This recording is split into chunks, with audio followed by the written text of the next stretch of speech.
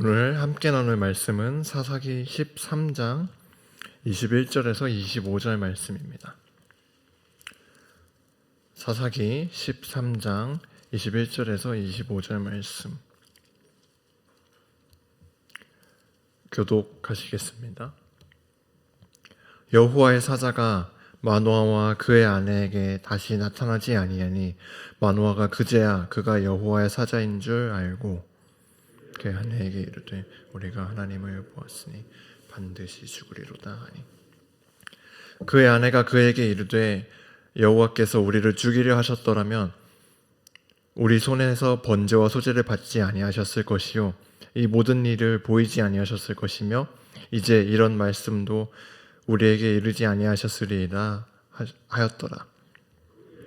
아들을 낳음에 그의 이름을 삼손이라 하니라.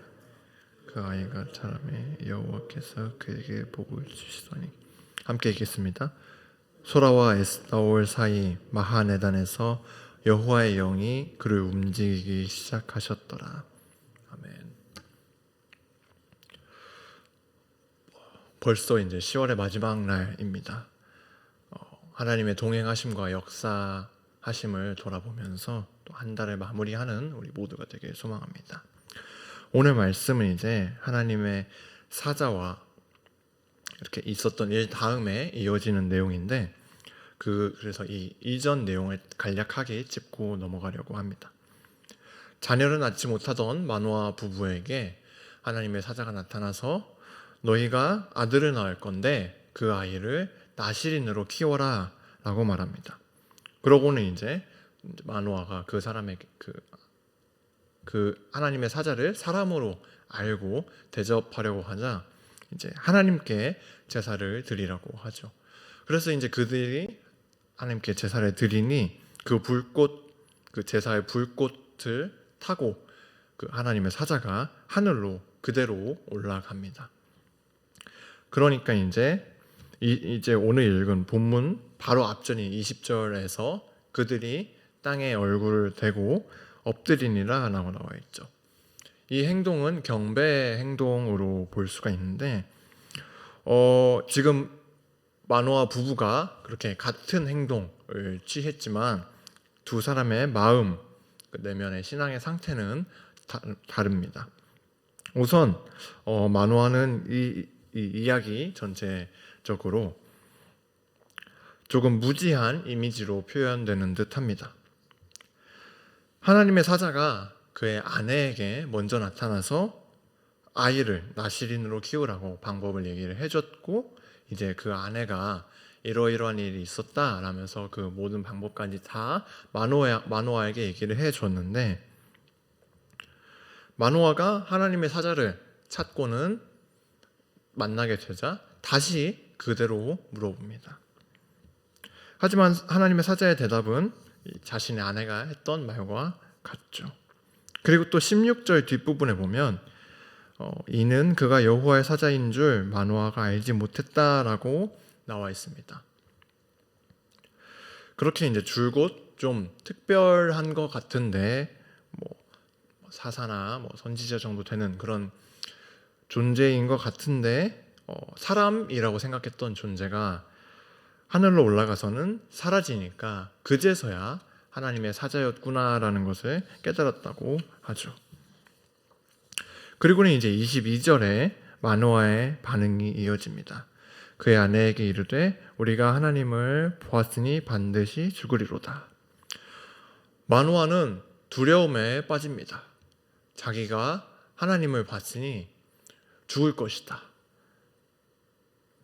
이전에 이제 기드온의 이야기가 나올 때 그 기드온이 등장했던 6장 22절에 보면 기드온이 그가 여호와의 사자인 줄을 알고 이르되 슬프도소이다 주 여호와여 내가 여호와의 사자를 대면하여 보았나이다 하니 23절에 여호와께서 그에게 이르시되 너는 안심하라 두려워하지 말라 죽지 아니하니라 하시니라.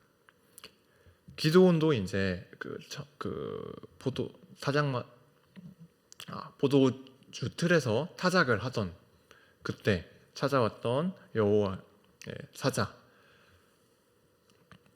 그 자신에게 찾아왔던 존재가 하나님의 사자라는 사실을 깨닫고는 죽게 되었다는 두려움을 가지게 되었지만 하나님께서 그에게 죽지 않을 것이라고, 두려워하지 말라고 안심시키십니다.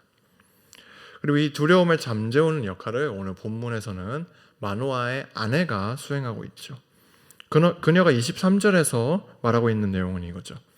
하나님께서 우리의 제사를 받으셨고 또 하나님께서 그렇게 하나님의 사자가 하늘로 올라가는 놀라운 일도 우리에게 보여주셨다. 그리고 결정적으로 하나님께서 우리가 아들을 낳을 것이라고 그렇게 말씀을 하셨는데 우리를 죽이시려는 거였으면 이런 모든 일들이 일어나지 않았을 것이다. 왜 이런 말씀을 하셨겠는가? 라고 얘기를 합니다. 굉장히 지혜로운 대답이지요. 말씀이 우리에게 이루어질 것이라는 그런 분명한 확실한 믿음이 그녀 안에 자리하고 있다는 것을 볼 수 있습니다. 그렇다면 그런 그녀의 믿음과 지혜는 어디서 온 것일까요? 유명한 말씀이 떠오릅니다. 잠언 9장 10절 말씀. 여호와를 경외하는 것이 지혜의 근본이요 거룩하신 자를 아는 것이 명철이니라. 성경은 지혜가 하나님을 경외하는 데서부터 온다고 기록하고 있습니다. 아까 앞에서 이 부부가 땅에 엎드리는 같은 행동을 취했지만 그들의 내면은 달랐다고 이야기했습니다.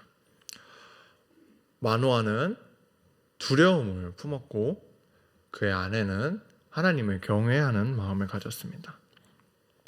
그런데 이 두려움과 경외라는 표현이 오늘 본문에서는 나타나지 않았는데 제가 언급했었던 기드온에서의 그 두려움과 잠언 말씀의 경외가 사실 성경 원어를 보면 같은 단어입니다.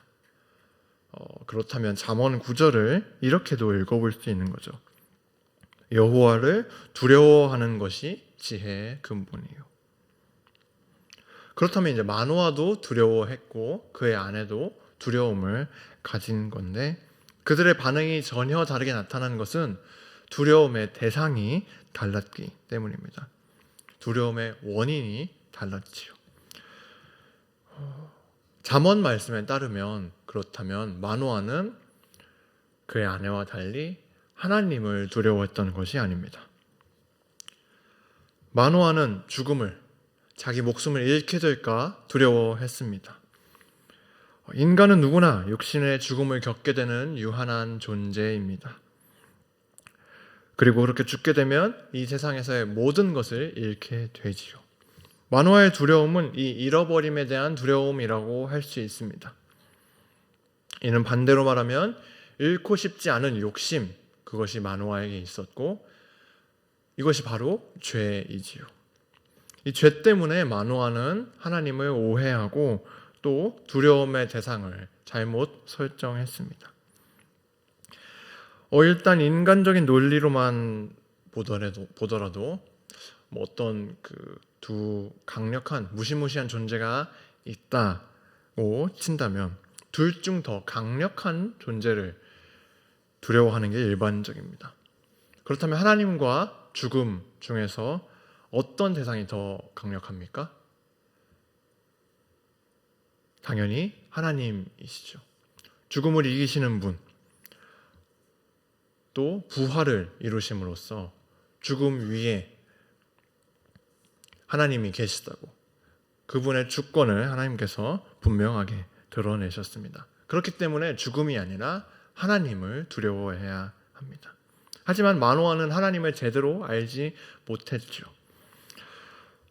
이처럼 마노아처럼 타락한 인간은 사실 스스로 하나님을 결코 알 수가 없습니다. 하나님께서 자신을 알려주셔야만 그 알려주시는 만큼 우리가 하나님에 대해서 알 수 있게 됩니다. 하나님은 어떤 분이십니까? 일단 먼저 마노아가 자신이 죽게 될 거라고 생각한 이유를 살펴보려고 합니다. 하나님을 봤으니 죽을 것이다. 마노아가 이렇게 생각한 것은 출애굽기 말씀에 근거한 내용이긴 합니다. 출애굽기 33장 20절에서 하나님께서 모세에게 이렇게 말씀하시는 내용이 있는데요. 또 이르시되 네가 내 얼굴을 보지 못하리니 나를 보고 살 자가 없음이니라. 나를 보고 살 자가 없음이니라. 나를 보면 누구든지 죽는다. 이 말씀 때문에 기드온도 마노아도 자신이 죽을 것이라고 생각한 건데 이 죽는다 그 자체보다 이 하나님께서 모세에게 하신 말씀의 참된 의미, 왜 살 수 없는 건지 그 본질의 의미를 파악하는 게 더 중요합니다. 하나님은 의로우십니다. 죄와 공존할 수가 없지요. 그분의 의에 의해서 죄는 파멸됩니다. 또한 죄인은 심판을 받게 되지요. 그 죄인은 감히 하나님의 빛을 견딜 수가 없습니다. 하나님의 입장에서 인간은 모두 타락했기 때문에 심판받아 그렇게 죽어 마땅한 존재입니다. 아무도 그분 앞에 설 수가 없습니다. 그래서 하나님께서 자신의 얼굴을 가리신 것인데 이게 얼마나 안타까운 상황입니까? 우리와 함께 영원히 사랑을 나누며 기쁨을 누리며 함께하고 싶으신데 우리의 죄 때문에 우리가 하나님과 마주하지 못하고 하나님과 함께하지 못하고 심지어 우리는 그 비참한 상황을 스스로 벗어날 수 없기 때문에 그런 무능력한 존재여서 하나님께서 놀라운 사랑으로 우리의 그 비참한 상태에서 건져주시려고 아들을 보내주셨고 그가 대신 가장 낮은 자리로 가셔서 구원을 이루셨습니다. 우리가 나아갈 수 없기 때문에 그분이 직접 이 땅에 내려와 주셨고 그가 무지와 불능을 일으키는 우리의 모든 죄를 대신 짊어지시고 죽으심으로 우리가 하나님을 보게 되었고 그렇게 구원을 이루셨습니다. 그리고 또한 새 생명을 우리에게 주셨지요. 24절에 보시면 죽음이 아니라 하나님을 두려워한 마노아의 아내에게 하나님의 말씀이 이루어집니다. 특별히 24절 처음에 그 여인이 아들을 낳으매라고 강조하고 있지요. 하나님께서 그녀에게 생명을 허락하셨습니다. 그렇게 태어난 삼손에게 또 복을 더해 주셨다고 나오는데 그 복 있는 삶이 25절에 이제 나오는 여호와의 영, 성령이 인도하시는 삶입니다. 이제 삼손은 성령의 인도하심을 따라 13장의 5절 말씀에 나왔던 것처럼 그렇게 하나님의 사자가 전한 말씀처럼 이스라엘을 블레셋의 손에서 구원해낼 것입니다. 여러분 혹시 미랄이라는 찬양 아시나요? 이제 그 곡의 후렴 부분의 가사를 특히 제가 좋아하는데 그 가사가 이제 생명이 또 다른 생명 낳고 주님 볼 수 있다면 나의 삶과 죽음도 아낌없이 드리리. 죽어야 다시 사는 주의 말씀 믿으며 하늘의 미랄 되어 썩어지니 예수님처럼 살아가게 하소서. 생명이 또 다른 생명 낳고 나의 삶과 죽음도 아낌없이 드리리. 사도 바울도 사도행전에서 이처럼 얘기했습니다. 20장 24절 말씀입니다. 내가 달려갈 길과 주 예수께 받은 사명 곧 하나님의 은혜의 복음을 증언하는 일을 마치려 하면은 나의 생명조차 조금도 귀한 것으로 여기지 아니하노라. 죽음을 두려워하지 않는 삶. 이렇게 말을 하고 나니까 중의적인 표현이 되었는데요. 죽음을 두려워하지 않는 게 진짜 참된 삶이죠.